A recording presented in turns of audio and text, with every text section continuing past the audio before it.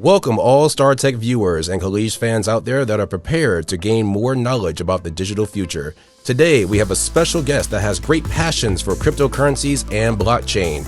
He is the founding member and working partner of Myco. I am your host, Mr. Aurelius, and let's open our thinking caps to money.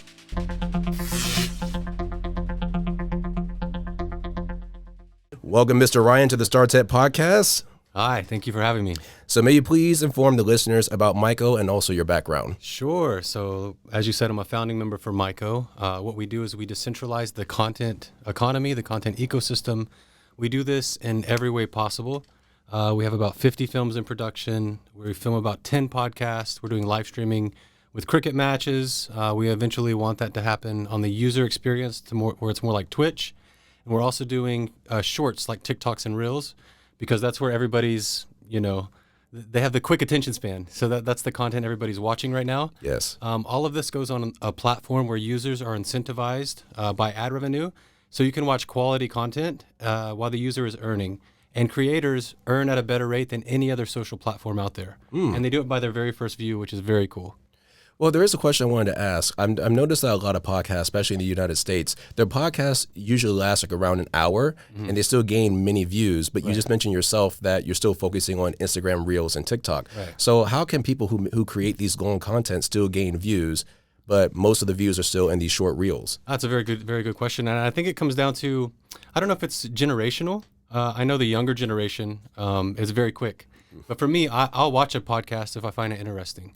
So we try to do both. Like we have podcasts that we shoot for 45 minutes to an hour long, but we also write the script or do the touch points to where we can cut it off within 15 minutes. So we have a 15-minute version of that same podcast, but we have the full version as well.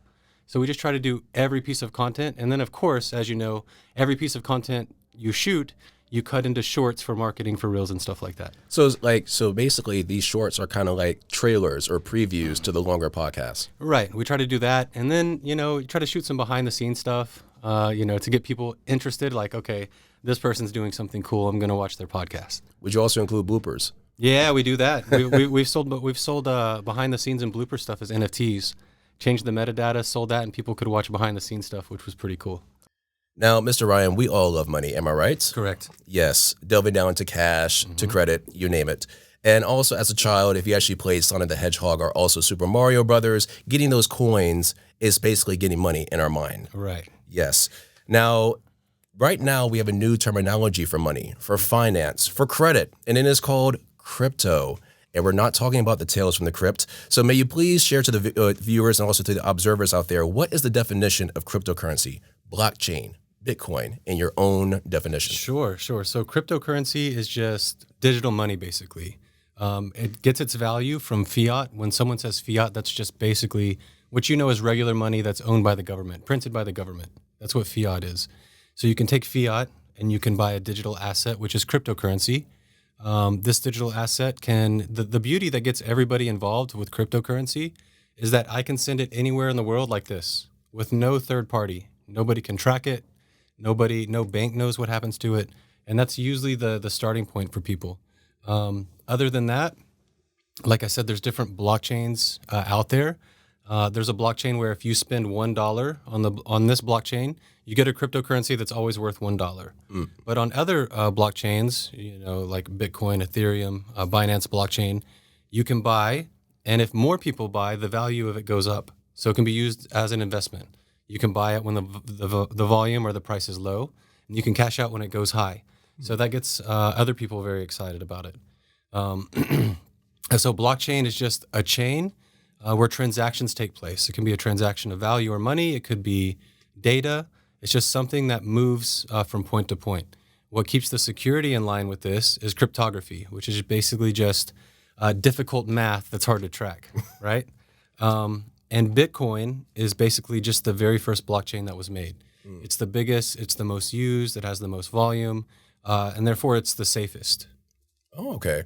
Well, talking about the history of money, back in the ancient times, we call it bartering, just trading like just one physical product to another. Right. Eventually, we shifted to silver and gold, and then later on to coins. Right. And in our generation, we have a lot of paper money and credit cards. But now we're in the digital space where we can't even touch money anymore. I feel like I'm in the movie Swordfish with John Travolta. Yeah. I'm glad you know this movie too. Or Trading Places with Eddie Murphy, or even the movie Ghost, but that's another story for another day. But yes, and I noticed that all these cash is all collected in our laptops. Yes. So I mean, is that going to be our new form of money? Where it's like we play in the arcade. Right. Our money account is just a number on the screen. It's no longer physical anymore. Or will there always be a place for paper money and metal? Oh, that's a very interesting question, and I can think of like 3 other questions that can go off of this. I think there will always be a place for government money because I'm a big blockchain believer. So my biggest belief in blockchain is that what I have, no one else has control of. But governments will always want control of their currency. And you see that in places like Nigeria where the economy is, very volatile. The government tries to make their own digital asset, but the government's not trusting enough for people to invest in that. Because right now you look like in the U.S., they just print tons of money. So inflation's terrible, right? So the price of the dollar or the strength of the dollar has, really plummeted. So I think there's always going to be paper money, even though it may not be backed by something real world, like you said, like it used to be backed by gold or, backed by the oil price or whatever it is. The thing about blockchain is you buy your digital value on the blockchain for your cryptocurrency. So it intrinsically has a value, right? Because you bought it. And since it's not controlled by one country and blockchain is worldwide, it's supported across every nation, every type of people.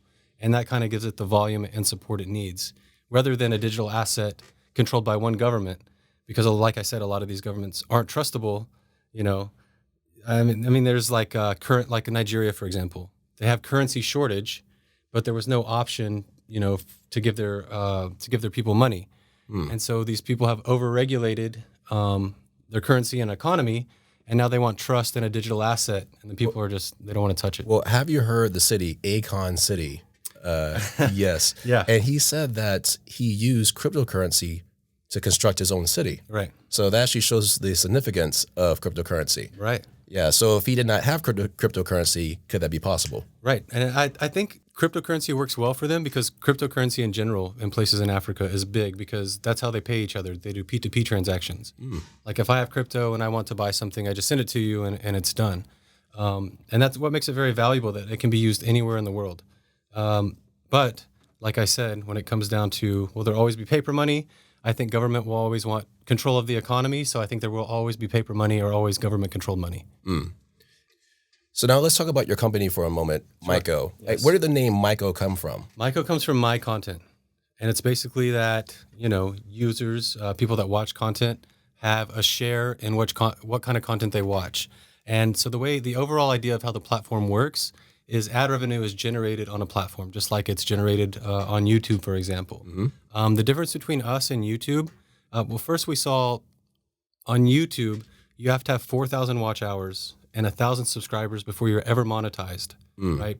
So that means there's a massive amount of creative people out there that, put so much work into content, but never earn from it. Right. Ads still run on their page, but they're not ever monetized. They don't ever hit those benchmarks. So with our platform, from the very first view, creators and viewers start earning ad revenue, which is pretty cool. YouTube works with every $100 of ad revenue, they pay the creator 55%, and YouTube keeps the rest. Right. We pay the creator 65%, and that 35% we shift to the viewer.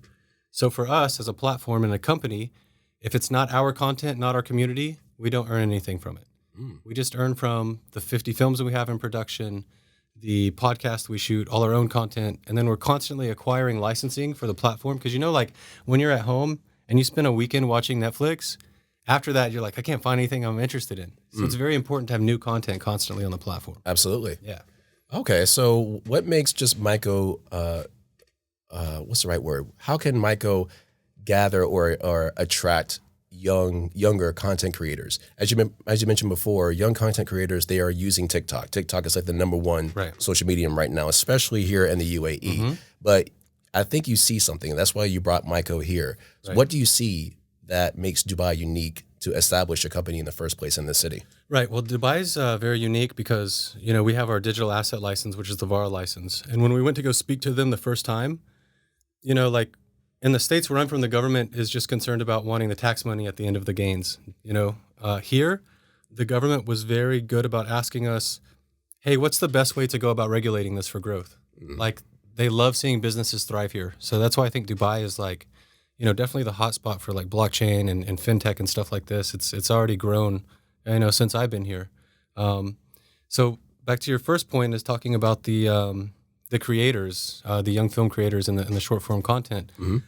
We have signed up over 300 quote unquote influencers to the platform. Our platform gets about 2 updates a week.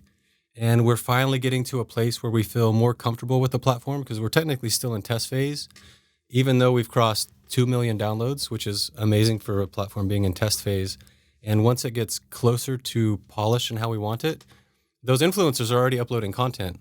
But after it's exactly how we want it, or at least close, like it'll never be finished. We'll always have updates. Right. But then we'll have those influencers push to their communities and be like, hey, I know you like watching my content here, but you can watch it here and earn as well.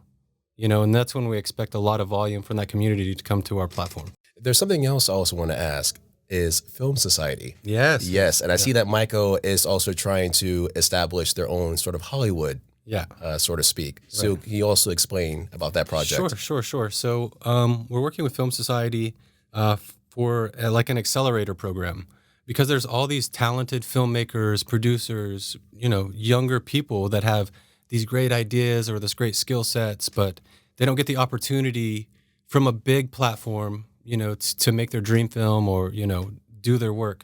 And we've done this, I think we've made funded 6 or 7 films so far from young creators.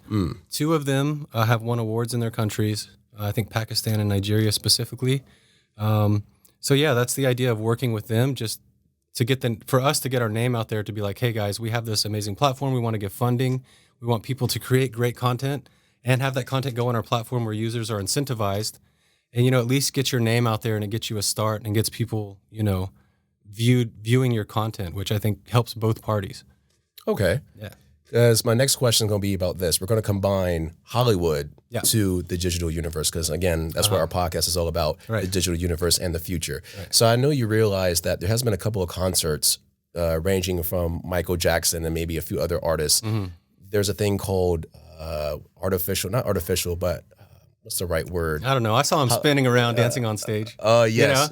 No, what's the word? Holographic. There you go. Holographic, Yeah, that's it. holographic concert tours. Right. Where artists, you don't have to hire the physical artist anymore. Right. You can actually create your own animation. There's a Korean group, and it's all like that. Like they're What? all fake. All the girls, there's 5 girls, and they're all fake, and they go around and do concerts. Really? Yeah. What's the name of this group? I don't know. I'll figure it out for you. But they have like a social media presence, and it's all like the voices are AI. It's insane. Doesn't this worry you? Or doesn't this worry the artists of the future, the music business of the future? Because there's something else. Now they said there was a news. I have to find the report. Around 2 weeks ago, they said they created a holographic version of Taylor Swift, and the fans can talk to this holographic version of Taylor Swift, and that was respectful enough to use. Bro, AI just did a Drake and the Weeknd song. Oh yes, I And heard it's about. good. It's crazy.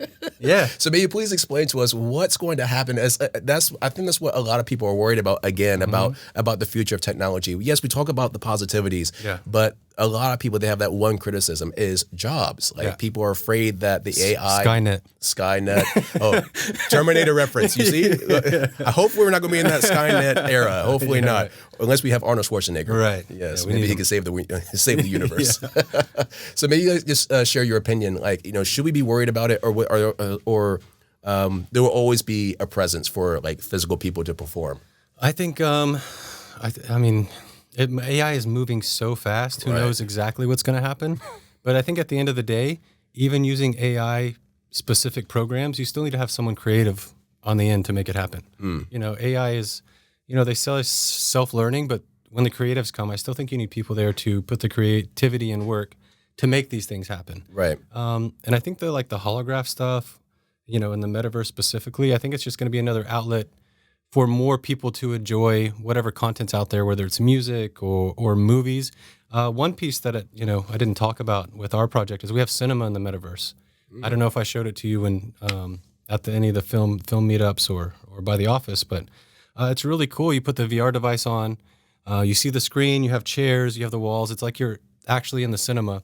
Wow. And we started doing 360-degree content. So you have the VR devices on, and we had a National Geographic explorer named Khalifa. He went into the jungles of India, and he filmed with a 360-degree camera.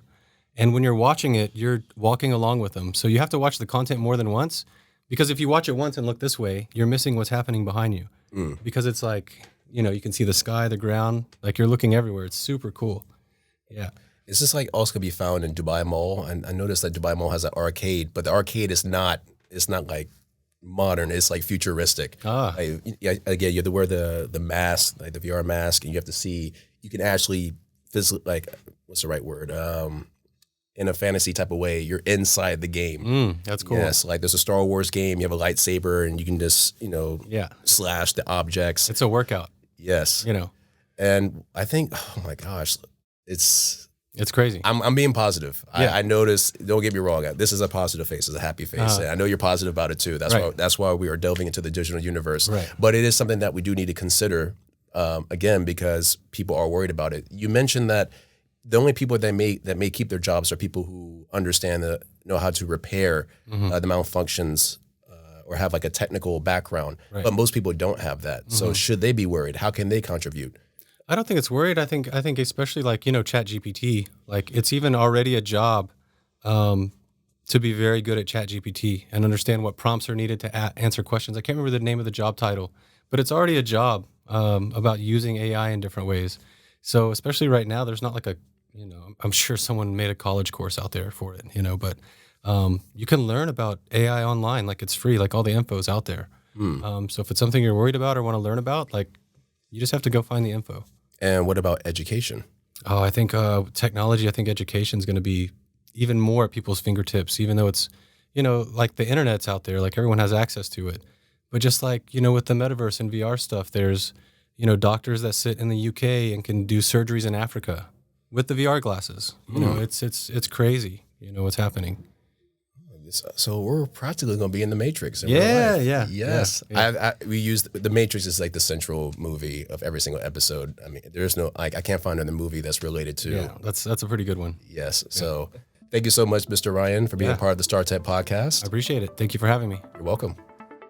Thank you all for listening to the Startech Podcast. We hope you gathered some new knowledge about cryptocurrency and digital media of the future. The podcast is aired weekly every Friday afternoon. I am your host, Mr. Aurelius. Have a great weekend.